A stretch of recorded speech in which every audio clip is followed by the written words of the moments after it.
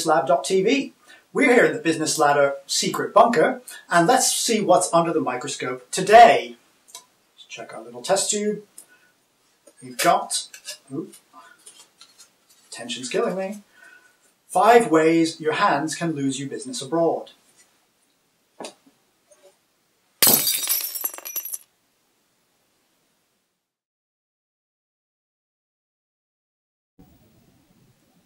They say the eyes are the window to the soul, but when you think about it, the hands are a window to getting punched in the face, in more ways than one.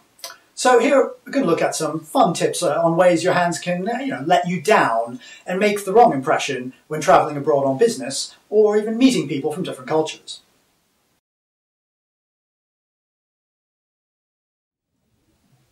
Using your hands to get attention. Raising your hand with the index finger above the head can actually be considered rude in Japan, even though it's something we might do instinctively. Likewise, the kind of classic American-ish come here gesture can often be seen as rather quite rude in many Asian countries, so it's something to be aware of and not necessarily do and risk offending people.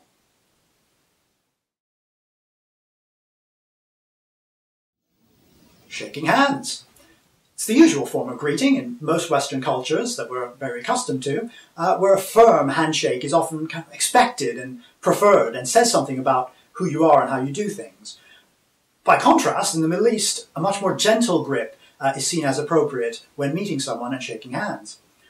In most Asian countries, it's a gentle grip, plus usually avoidance of eye contact, which is kind of the normal way of doing it, which is actually counterintuitive to what we expect in the West, where making eye contact is usually obligatory when meeting someone to show that you're friendly and genuine and have nothing to hide.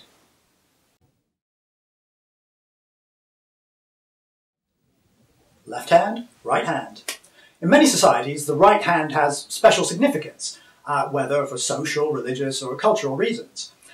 In certain countries in the Middle East, or Asia actually, it's advisable to present business cards or gifts and pass dishes of food, or get attention or whatnot, using only your right hand, or perhaps both hands together.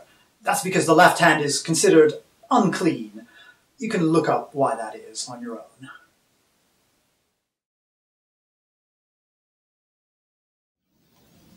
Showing approval. The thumb and forefinger making an OK gesture means you're fine, you're pleased in most cultures, but on the other side, in places it can be seen as meaning 0 or naught, so almost the exact opposite of that sentiment. But it can also be viewed as an insult in places like Brazil, Turkey, Greece, and elsewhere. The thumbs up, very similar, is a very common gesture in Western countries, of course, where it's almost an instinctive reaction sometimes when you're pleased, or to show your approval. To us it means, okay, good job, well done, fine, everything's fine, and it's been spread around by Western travellers, Western tourists, and most importantly, Hollywood, for many decades. However, good to be aware that it means the number 5 in Japan and the number 1 in Germany, whereas most embarrassingly it's offensive in Australia, New Zealand, Iran, Turkey, Greece, Russia, and most African countries. And again, I'll let you imagine why, because this is a family channel. Making your point.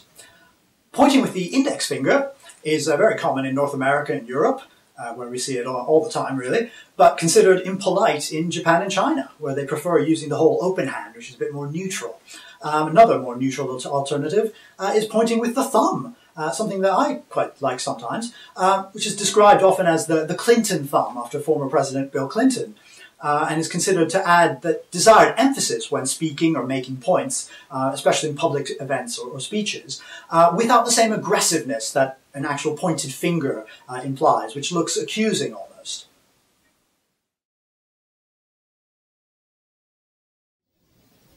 This is just a fun look at some interesting differences between cultures and habits, but the point really isn't to obsess about these sorts of things or memorize exactly what you can or can't do in a particular country or a culture. The idea is just to be aware of the potential for misunderstandings or embarrassing or costly mistakes when going elsewhere or dealing with particular people, as building rapport in person is such a huge part of successfully doing business, making contacts, making friends, and working abroad. So that's what you really need to think about. Good job!